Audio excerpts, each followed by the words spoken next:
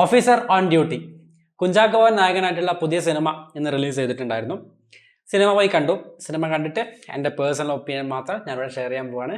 First തന്നെ പറയാനുള്ളത്, cinema കണ്ടിറങ്ങിയ ശേഷം ഞാൻ ജസ്റ്റ് ഒന്ന് ഇൻസ്റ്റാഗ്രാം തുറന്നപ്പോൾ പിന്നെ ഇതിൻ്റെ റിവ്യൂസ് ഉണ്ടായിരുന്നു. പല പ്രമുഖ ട്രോൾ ചാനലുകളിലും ഇതിൻ്റെ റിവ്യൂസ് ഉണ്ടായിരുന്നു. അപ്പോൾ എൻ്റെ കമൻറ്റ് സെക്ഷൻ പോയി കണ്ടപ്പോഴാണ് സത്യം പറഞ്ഞാൽ ഞാൻ ഞെട്ടിപ്പോയത്. അയ്യോ, അതെന്താണെന്ന് ലാസ്റ്റ് പറയാം. നമുക്ക് ആദ്യം സിനിമേൻ്റെ കാര്യത്തെക്കുറിച്ച് പറയാം. അപ്പോൾ സിനിമയെ കുറിച്ചുള്ള എൻ്റെ ഒപ്പീനിയനാണ് പറയുന്നത്. ഫസ്റ്റ് തന്നെ സിനിമയുടെ ടെക്നിക്കൽ അല്ലെങ്കിൽ ഒരു ക്രൂ എന്ന കേസിലേക്ക് പോയി കഴിഞ്ഞാൽ അവിടെയാണ് ഏറ്റവും കൂടുതൽ ഹൈലൈറ്റ് വരുന്നത്. ഡയറക്ടർ ജിത്തു അഷ്റഫ്, റൈറ്ററായിട്ട് വന്നിട്ടുള്ളത് ഷാഹി കബീർ. ഈ ഒരു പേരാണ് സത്യം പറഞ്ഞാൽ ഈ ഒരു സിനിമ കാണാൻ എന്നെ അട്രാക്ട് ചെയ്തിട്ടുള്ള ഒരു മെയിൻ ആയിട്ടുള്ള എലമെന്റ് എന്ന് പറയുന്നത് ഈ ഒരു പേരാണ്. കാരണം പുള്ളിയുടെ പ്രീവിയസ് വർക്ക്സ് കണ്ടു കഴിഞ്ഞാൽ നിങ്ങൾക്ക് മനസ്സിലാക്കാൻ പറ്റും. പിന്നെ ജോസഫ്, നായാട്ട്, അതുപോലെ തന്നെ ഇളവീല പൂഞ്ചിറ, അതൊരു പോലീസ് ഓഫീസറും ഈ ഷാഹി കബീറും തമ്മിലൊരു കോമ്പിനേഷൻ ഉണ്ട്. പുള്ളിയുടെ എല്ലാ പോലീസ് സ്റ്റോറികളെല്ലാം കിഡ് ഐറ്റംസ് ആണ്. അതുപോലെ പ്രൊഡ്യൂസറിലേക്ക് പോയി കഴിഞ്ഞാൽ മാർട്ടിൻ പ്രക്കാട്ട് ഉണ്ട്. DOP ചെയ്തിരിക്കുന്നത് റോബി വർഗീസ് രാജാണ്, നമ്മുടെ കണ്ണൂർ സ്ക്വാഡ് ചെയ്തിട്ടുള്ള പുള്ളി. മ്യൂസിക് ചെയ്തിരിക്കുന്നത് ജെയ്ക്സ് ബിജോയ്. അങ്ങനെ ടെക്നിക്കൽ സൈഡിൽ ടോപ്പ് നോച്ച് ക്വാളിറ്റി അല്ലെങ്കിൽ ടോപ്പ് നോച്ചിൽ നിൽക്കുന്ന ആൾക്കാരാണ് എല്ലാ സ്ഥലത്തുള്ളത്. ഇനി സിനിമേൻ്റെ കേസിലേക്ക് വരുന്ന സമയത്ത് എനിക്ക് പേഴ്സണലി ഒരു ആവറേജ് ഫീൽ മാത്രമാണ് തോന്നിയിട്ടില്ല സിനിമ.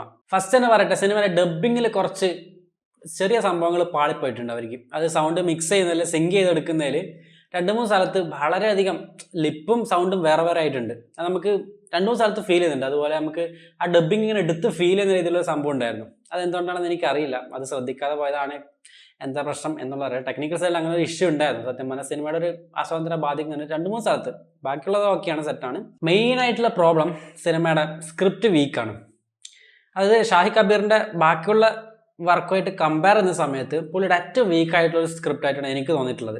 ഞാൻ ബാക്കിയുള്ളതായിട്ട് കമ്പയർ ചെയ്യുമ്പോഴാണ് പറയുന്നത്.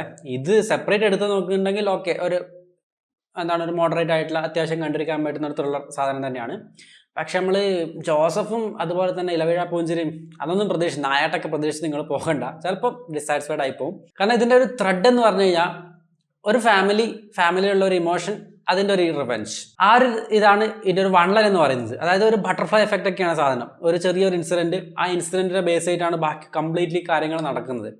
അപ്പം അങ്ങനെ ഒരു ബട്ടർഫ്ലൈ എഫക്റ്റ് ഒക്കെ ഉണ്ട് സംഭവം. അപ്പോൾ അത്രേ ഉള്ളൂ. അപ്പോൾ നമ്മൾ വിചാരിക്കുന്ന പോലെ ഒരു സംഭവം അല്ല. അതാണ്, ആ വിചാരിച്ചത് കൊണ്ടായിരിക്കാം. എന്തായാലും പടം എനിക്ക് ഇഷ്ടപ്പെട്ടു. സത്യം പറഞ്ഞാൽ നമുക്ക് കണ്ടിരിക്കാൻ പറ്റുന്ന, വൺ ടൈം ആയിട്ട് കണ്ടിരിക്കാൻ പറ്റുന്ന ത്രില്ലർ ടിപ്പിക്കുന്ന സാധനം തന്നെയാണ്. പക്ഷെ ഞാൻ പറഞ്ഞ പോലെ കമ്പയർ ചെയ്യുന്ന സമയത്ത് കുറച്ച് വീക്കാണ് സ്ക്രിപ്റ്റ്. പിന്നെ കുഞ്ചാക്കോ ബോബൻ്റെ കാര്യം ഞാൻ ഈ പറയുന്നത് എൻ്റെ പേഴ്സണൽ സംഭവം മാത്രമാണ്. പുള്ളി നമുക്കറിയാം എത്രയോ വർഷമായിട്ട് ഇവിടെ ഉണ്ട് ഇൻഡസ്ട്രിയിൽ. പക്ഷെ പുള്ളിക്ക് ഇപ്പം പുറത്തേക്കൊരു സ്റ്റാർഡം ഇല്ല. അങ്ങനെ സ്റ്റാർഡം ഉള്ളൊരു ആക്ടറല്ല. അഭിനയിച്ചിട്ട് ഓക്കെ, കഴിവ് തെളിയിച്ചിട്ടുണ്ട് നമുക്കറിയാം. പക്ഷെ എന്നാലും ഓക്കെ, കുഞ്ചാക്കോ ബോബൻ എന്ന് പറയുമ്പോൾ നമുക്ക് ഇപ്പോഴും പെട്ടെന്ന് മൈൻഡിലേക്ക് വരുന്ന പണ്ടത്തെ ആ ഒരു ചോക്ലേറ്റ് റോള് തന്നെയാണ്. അപ്പം അത് പൊളിച്ചടിക്കാൻ വേണ്ടി പുള്ളി ഒരുപാട് ശ്രമിച്ചിട്ടുണ്ട്. അത് വിജയിച്ച ഒരുപാട് സിനിമകളുണ്ട്. നായാട്ടും എന്നാത്താൻ കേസോടൊക്കെ നമ്മൾ അതിനെ കണ്ടിട്ടുള്ള സംഭവമാണ്. ഇതിൽ പുള്ളിയുടെ ക്യാരക്ടർ കുറച്ചൊരു ഹെവി ക്യാരക്ടറാണ്. ഫസ്റ്റത്തെ ഒരു 30 മിനിറ്റ്സ് അത് ഭയങ്കര റൂഡായിട്ടുള്ള എമ്പതി അല്ലെങ്കിൽ സിമ്പതി ഒന്നുമില്ലാത്തൊരു ക്യാരക്ടറാണ്. അപ്പം അത് പുള്ളിക്ക് ഷോൾഡർ ചെയ്യാൻ പറ്റുന്നില്ല, ക്യാരി ചെയ്യാൻ പറ്റുന്നില്ല സിനിമ. ആ ഒരു ഷോൾഡറിൽ പുള്ളിയുടെ ഒരു പ്രൊട്ടഗോണിസ്റ്റ് ആണ് പുള്ളി എന്നുള്ള രീതിയിൽ ആ പടത്തിനെ നമ്മളൊന്ന് കൊണ്ടുപോകില്ലേ, നമ്മൾ ഷോൾഡർ ചെയ്ത് ക്യാരി ചെയ്ത് കൊണ്ടുപോകില്ലേ, അത് പുള്ളിക്ക് പറ്റണില്ല. നമ്മൾ ബോഗൺവില്ലയിലും കണ്ടതാണ്, പുള്ളിക്ക് എടുത്താൽ പോകാത്ത റോളാണത്. അപ്പോൾ അത് എക്സിക്യൂട്ട് ചെയ്യുമ്പോൾ പുള്ളിക്ക് വരുന്നില്ല. ഇവിടെ അതേ പ്രശ്നം എനിക്ക് ഫീൽ ചെയ്തിട്ടുണ്ടായിരുന്നു. പുള്ളിക്ക് ക്യാരി ചെയ്ത് കൊണ്ടുപോകാൻ പറ്റുന്നില്ല. പക്ഷെ ആക്ടിങ് ഒക്കെ കിട്ടുവാണ്. സ്റ്റോറി ടെല്ലിങ്ങിന് കുറച്ചൊരു ജമ്പ് ഫീൽ ചെയ്യും. നിങ്ങൾക്ക് ചിലപ്പോൾ കാണുമ്പോൾ നിങ്ങൾക്കത് ഫീൽ ചെയ്യും. അതായത് പെട്ടെന്നൊരു ഷിഫ്റ്റ് വരുന്നുണ്ട്. അത് നമ്മൾ ഓക്കെ ഇതുവരെ കണ്ടതല്ലല്ലോ, നമ്മളൊന്ന് കോയിൻ ടോസ് ചെയ്തിട്ട് ഇടുന്ന സമയം കൊണ്ട് കംപ്ലീറ്റ് മാറുന്ന ഒരു സംഭവമുണ്ട്. കുഞ്ചാക്കോ ബോബനെയാണ് ഞാൻ പറഞ്ഞത്. അതൊരു ജമ്പ് ഫീൽ ചെയ്യും. നമുക്കൊരു ഫ്ലോ അല്ലാതെ പെട്ടെന്ന് നമ്മൾ കണ്ണടച്ച് തുറക്കുമ്പോഴേക്ക് ഇങ്ങനെയായോ എന്നൊരു സംഭവം. ഫസ്റ്റ് ഹാഫാണ് സത്യം പറഞ്ഞാൽ എനിക്ക് സെക്കൻഡ് ഹാഫിനെക്കാട്ടി മുകളിൽ നിൽക്കുന്നതായിട്ട് തോന്നിയിട്ടുള്ളത്. ഇന്റർവെല്ലിൽ വരെ നമുക്ക് നല്ല രീതിയിലൊരു സംഭവം ഉണ്ട്. ആ കുറച്ച് കാര്യങ്ങൾ കാണിച്ച് കണക്ട് ചെയ്യുന്ന സംഭവം. പിന്നെ നമുക്ക് ഇന്റർവെൽ ആയിക്കഴിഞ്ഞാൽ നമുക്കറിയാം ഇനി എങ്ങോട്ടാണ് സ്റ്റോറി പോകുന്നത് എന്നുള്ളത് കൃത്യമായിട്ട് നമുക്ക് മനസ്സിലാവും. അത് തന്നെയാണ് സംഭവം. എടുത്തു പറയേണ്ട കുറച്ച് ആൾക്കാരുണ്ട്. ഒന്ന് ജഗദീഷ്, പുള്ളിയുടെ ഇപ്പോഴത്തെ സ്ക്രിപ്റ്റ് സെലക്ഷൻ ഒരു രക്ഷയുമില്ല. പുള്ളിക്ക് കിട്ടുന്ന ക്യാരക്ടേഴ്സൊക്കെ, അതായത് അതാണ് ക്യാരക്ടർ റോളാണ് കിട്ടുന്നത്. അപ്പം അത് പുള്ളി കിടിലം പോലെ ചെയ്തു കൊടുക്കുന്നുണ്ട് എല്ലാ സംഭവങ്ങളും. പിന്നെ റംസാൻ ഇപ്പം ചെറിയ ചെറിയ റോളുകൾ ചെയ്ത് പുള്ളി മുകളിലേക്ക് വരുന്നുണ്ട്. കാലിബർ ഉണ്ട് കേട്ടോ, അഭിനയിക്കാനുള്ള കാലിബർ ഉണ്ട് പുള്ളിക്ക്. നമ്മൾ ഇപ്പം ലാസ്റ്റ് റൈഫിൾ ക്ലബ്ബിൽ കണ്ടു, ചെറിയ റോളാണെങ്കിലും മെല്ലെ കയറി വരുന്നുണ്ട്. പിന്നെ വിശാഖ് നായർ, നമ്മളുടെ ആനന്ദത്തിലെ കുപ്പി, പുള്ളി ഇതിൽ കിടിലൊരു ആൻറ്റഗോണിസ്റ്റ് റോൾ ചെയ്തിട്ടുണ്ട്. നല്ലൊരു സ്വാഗ് ഉണ്ട്. ആ ഒരു ക്യാരക്ടർ അങ്ങനെയാണ്, അങ്ങനത്തെ ഒരു ക്യാരക്ടറാണ്. അപ്പോൾ നല്ലൊരു സ്വാഗ് കൊടുക്കുന്നുണ്ട് ക്യാരക്ടറിന്. ആ ഒരു ഇംഗ്ലീഷ് സംസാരിക്കുമ്പോഴും ആ ഒരു സംഭവങ്ങളൊക്കെ കാണിക്കുമ്പോൾ നല്ലൊരു സ്വാഗ്, നല്ല പുള്ളി കയറി വരാനുള്ളൊരു കഴിവുണ്ട് പുള്ളിക്ക്. അവസരങ്ങൾ കിട്ടട്ടെ. പിന്നെ ബാക്കി DOP വിഷ്വൽസിൻ്റെ കേസിൽ അതുപോലെ തന്നെ മ്യൂസിക്കിൻ്റെ കേസിലും പക്കയാണ് സാധനം. ഒരു റോ റിയലിസ്റ്റിക് സംഭവമാണ് വിഷ്വൽസിൽ വരുന്നത്. അത് നമ്മൾ പറഞ്ഞില്ല, ഒരു കൊറിയൻ മേർഡർ മിസ്റ്ററി എന്ന് പറയുന്ന സംഭവമൊക്കെ ഉണ്ടല്ലോ, ആ ഒരു ടോണാണ് കംപ്ലീറ്റ് സിനിമയ്ക്ക് പിടിച്ചിട്ടുള്ളത്. ആ ഒരു സിനിമാറ്റിക് എക്സ്പീരിയൻസ് നിന്ന് മാറി റിയലിസ്റ്റിക് ആയിട്ടുള്ള പച്ചയായിട്ടുള്ള റോ ആയിട്ടുള്ള സംഭവമാണ് വിഷ്വൽസിൽ വരുന്നത്.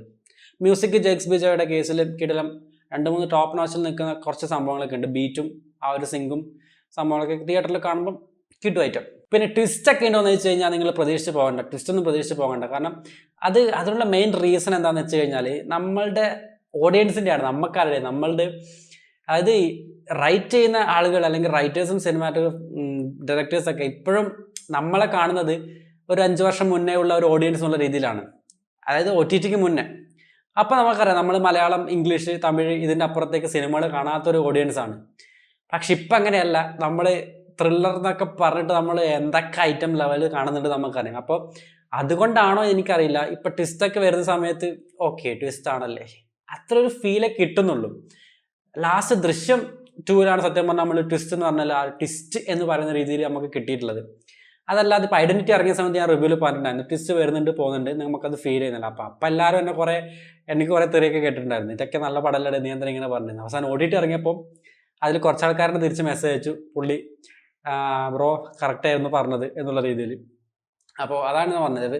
അതുപോലെ തന്നെ ഇതിലും ട്വിസ്റ്റ് എന്ന് പറയാനൊന്നുമില്ല, നമുക്ക് ഉണ്ട്, ഓക്കെ ഉണ്ട്, ഓക്കെ ട്വിസ്റ്റ് വരുന്നുണ്ട്, ഓക്കെ നമ്മൾ കണ്ടിരിക്കും ആ ഫ്ലോയിൽ തന്നെ, അല്ലാതെ അങ്ങനെ തോന്നിക്കുന്ന സംഭവങ്ങളൊന്നുമില്ല. അപ്പോൾ അങ്ങനെയാണ് ഓഫീസർ ഓൺ ഡ്യൂട്ടി എന്ന് പറഞ്ഞിട്ടുള്ള പുതിയ സിനിമയുടെ കുറിച്ചിട്ടുള്ള എൻ്റെ ഒപ്പീനിയൻ എന്ന് പറയുന്നത്. നിങ്ങൾ സിനിമ കണ്ടിട്ടുണ്ടെങ്കിൽ നിങ്ങൾക്ക് നിങ്ങളുടെ ഒപ്പീനിയൻ എടുക്കാം. സിനിമ തിയേറ്ററിൽ തന്നെ പോയി കാണണേ, ഞാൻ കണ്ടോന്നും പറയില്ല. തിയേറ്ററിൽ പോയി കണ്ടു നോക്കുക, നിങ്ങൾക്ക് ഇഷ്ടപ്പെടുന്നുണ്ടെങ്കിൽ നിങ്ങൾക്ക് എടുക്കാം, ഇല്ലെങ്കിൽ ഒഴിവാക്കി കളയാം, അത്ര തന്നെ. ഓക്കെ.